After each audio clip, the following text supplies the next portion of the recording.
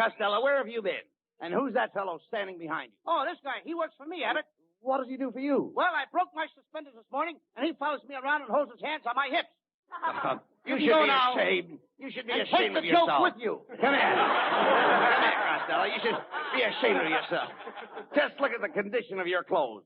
You know we're having Frank Sinatra on our program tonight. You know that, don't you? Yeah. Now, how can you be so untidy? Oh, I'm untidy? You are. Did you ever get a good look at Sinatra? That guy looks like a stand-in for a dust mop. No. We'll have no insults. Sinatra is considered a very handsome man. Handsome? He's so skinny, if they wanted to hang him, they'd have to put the rope under his arms. Costello, looks aren't everything. Sinatra is very intelligent. He's a college man. He has a sheepskin. Why don't he wear a veil and nobody will notice it? You should be very glad that Sinatra is coming here tonight. We may even persuade him to sing for us. Abbott, if there's going to be any singing here tonight, I will do it. Not Sinatra. But, Costello, how can you compare yourself to Frank? Sinatra has talent. I've got talent. Sinatra appeals to women. I appeal to women. Sinatra makes $30,000 a week. I appeal to women. Oh. Hey, Abbott, you shouldn't have invited that guy over here. It's dangerous. We're liable to be stampeded by a mob of dames. Costello, Sinatra's fans are not dangerous? Oh, no? When his last picture played in North Hollywood, 6 ushers got the Purple Heart. Oh. Talk sense. Will you please just talk sense is all I ask of you. Listen, there's been crazy people hanging around the studio all day. One dame came in, and she had... What did she have? I can't read right. Let's see. Oh, yeah! One dame came in with a pot of geranium. Well, what's crazy about that? They were growing out of her head. Costello, I believe you're jealous of Sinatra's personal magnetism. Oh, I'm sorry to hear that. You are. I didn't know Sinatra had magnetism. That's terrible. Why? My grandmother has magnetism in her right leg. No, you dummy. Your grandmother doesn't have magnetism. She has rheumatism. She gets stiff in the joints. Shame on you, Abbott. My grandmother never took a drink in her life.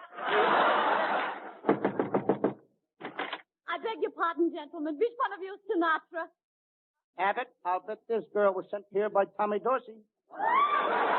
Just a minute, Junior. You are addressing the president of the 15th Avenue branch of the Sam Sinatra fan club. Madam, please. The name is Frank Sinatra. Not in Brooklyn, it ain't. Do you know that in my branch of the Sam Sinatra fan club, we got over 400 members, not including the group. Who are the droops? That's the men's auxiliary. How dare you talk that way about Sinatra? Oh, his voice really sends the girl. That's nothing, kid. My voice not only sends them, but it wraps them up, plates them, and delivers them right to the door. Now, you see that, Costello? Women are crazy about Frank Sinatra. I can't understand it. When he was born, a stork delivered him to the YMCA. What for? So they could build him up a little before showing him to his folks. Oh! Sunday, Monday, Tuesday, Wednesday, Thursday, Friday, Saturday. Well, that ends that week. Oh, come on, please. You've got to stop making that racket, Costello. I told you you're not a singer. Oh, is that so? I used to sing in a quartet with 10 other guys. 10 other guys? Yeah. There are only 4 people in a quartet. No wonder we sounded so loud. Costello, look, you have no business singing on the same program with Sinatra. He has a trained voice. He has technique. He has color. He sings in Technicolor? No, but he knows the finer points, such as breathing. I know breathing, too. I've been breathing for years. It's a habit I picked up when I was a kid. Besides, what makes you think so sure that Sinatra is breathing? Hey, Costello, listen. There's somebody at the door. I wonder who it is. It ain't Sinatra. He can't knock that hard. Come in. Good evening, gentlemen. I have a special microphone for Mr. Sinatra. What's the matter with the microphone we got here? It's too wide. Wait a minute. What is this? Come here, big boy. I see you want Mr. Sinatra to be seen, eh? That guy could hide behind a wire. I wonder what Sinatra does with his red points. Everybody is allowed a little meat. Well, here's a special microphone, and be careful of it. Now, wait a minute, mister.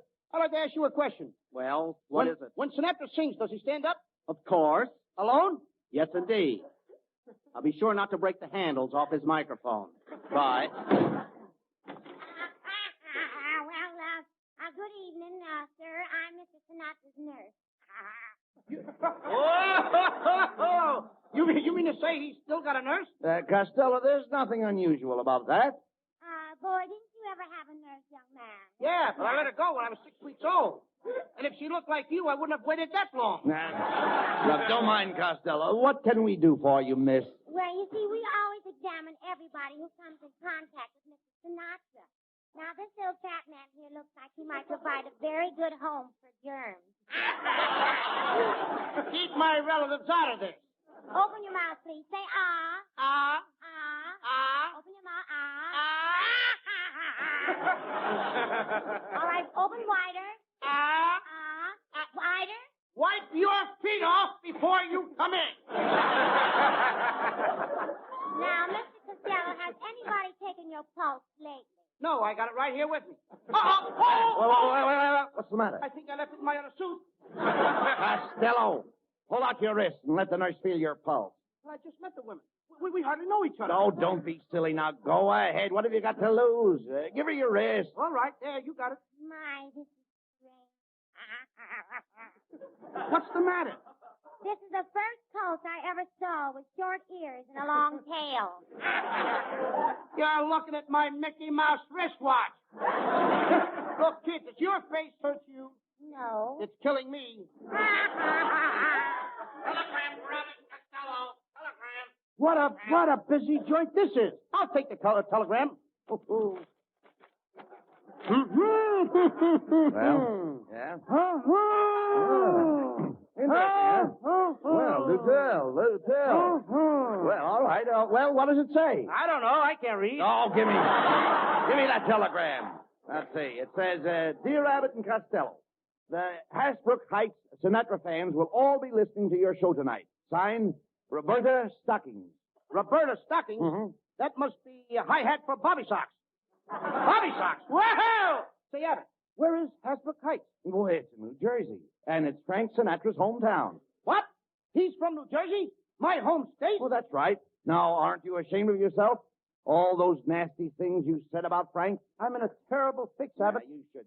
Oh, whatever you do, don't tell anybody what I said because it's liable to get to Harry James, and Harry James is liable to tell it to Benny Goodman, and Benny Goodman is liable to tell it to Spike Jones, and Spike Jones is liable to tell it to Margaret O'Brien, and then she won't play jacks with me anymore just when I'm up to my foursies.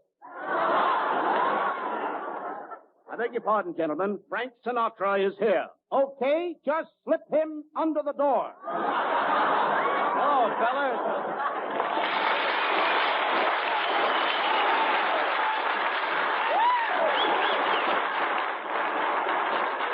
Frank, we want to welcome you to our program. Well, thanks, boys. Yeah, Frankie, I was just telling Abbott what a nice guy you are. Yeah, I heard you. So you're up to your foursies, huh? Well, any more cracks like that and you'll be up to your nexie and mudsies. Oh, he was only kidding, Frank. Costello loves you. He's from New Jersey, too, you know. Yes, sir. I'm from Patterson, New Jersey. Say, Frank, how far is that from Hasbrook Heights? To you, it would be about a 20-minute ride in a patrol wagon.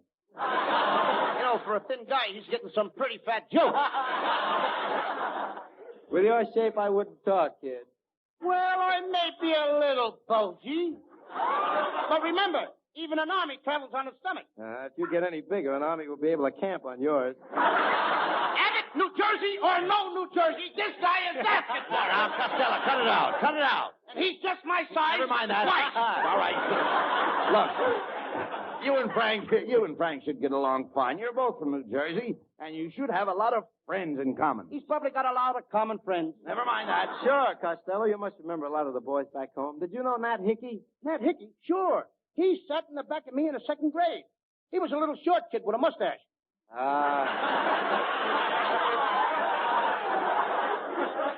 You know, many's the time I played hooky with Hickey to play hockey. And now you're getting hokey. Hey, Bud!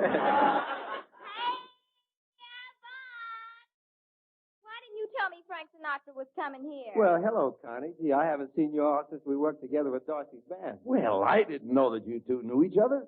Of course. Frank and I are old friends. I knew him before he put on all that weight. Watch those cracks, Connie, or you'll be up to your nexie and mudgy. Gee, Connie, it's sure good to see you. Say, if you're not doing anything after the show, how's about taking a little walk with me? I'd love to. I say, that's a swell idea. The three of us can take a walk, and we can talk about New Jersey. Well, I'd plan to take Connie for a little drive up to Beverly Hills. Oh, good. That would be cozy. Just the three of us.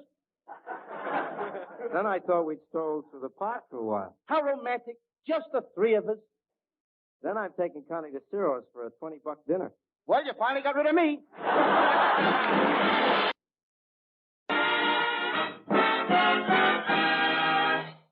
Oh, that was a swell song you sang, Frankie.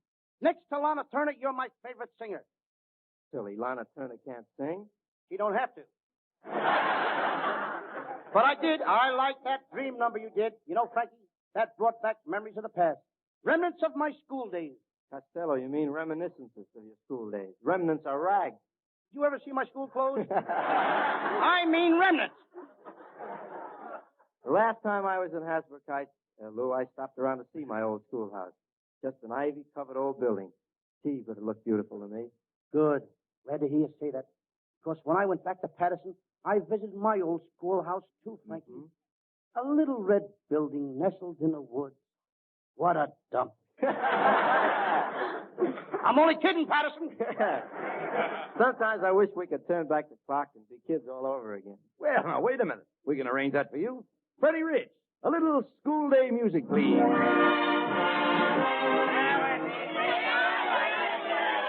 Hey, break it up, kids. Break it up. Hey, break it up, kids. Here comes the teacher. Oh, just when the dice are hot. Good morning, children. Good morning, Miss Picklemeyer. We'll now call the rolls. Chauncey Abbott, Present. Oh, Chauncey. No wonder he changed his name to Bud. Connie Hayes, Present. Frank Sinatra. Frank Sinatra, are you here? Sunday, Monday, and always.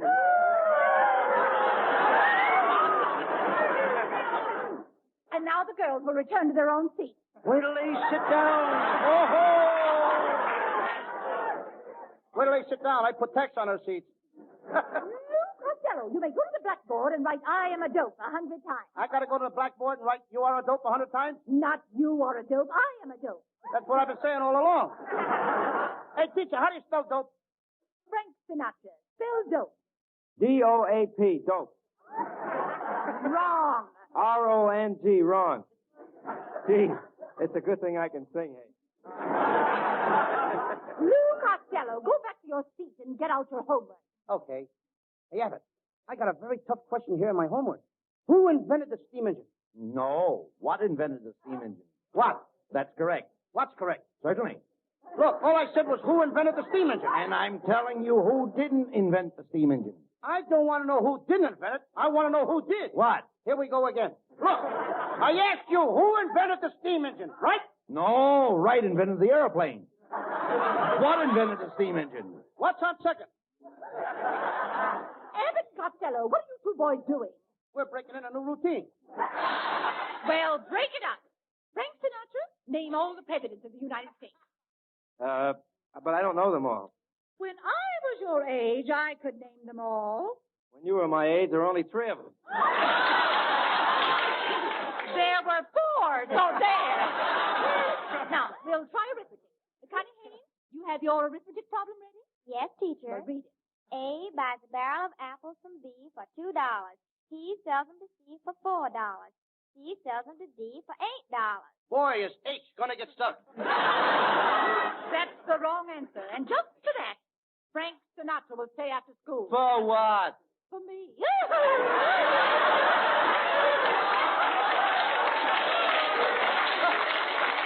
Well, I won't do it. Then I insist on speaking to your father. Go ahead. He's sitting in the last row. Teacher, can I ask a question? Go ahead, Costello. You know, I've been reading this book, and it says that the bees take the pollen from one flower and bring it to another flower. And then they take the pollen from another flower and bring it to another flower. And then after a while, there's lots of flowers. Yes? Well, what I want to know is, where's Gypsy Rosalie playing tonight? Lou Costello, you're a disgrace to the entire school. No, he ain't, teacher. We kids are proud of Lou Costello, and we have selected him as the boy in our class with the forehead most likely to recede.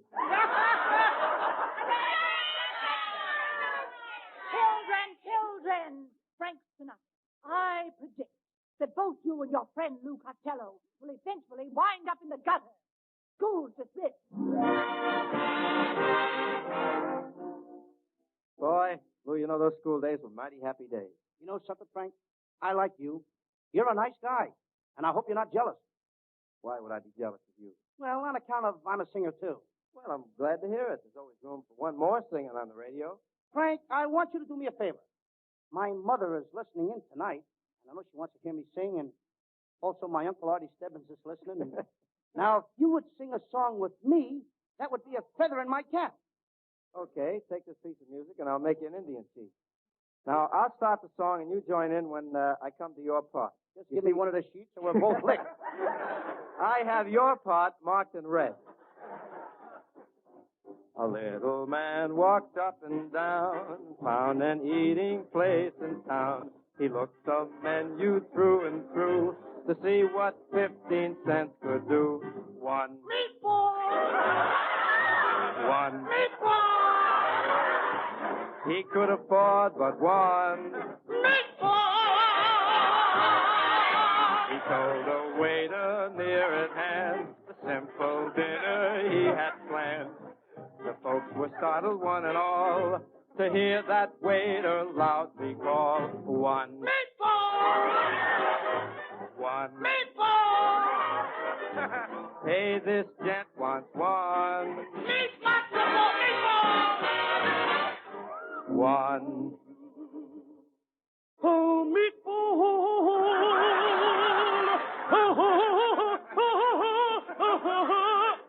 This is my line. One meatball.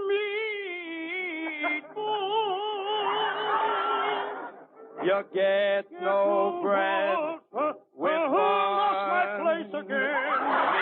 meatball.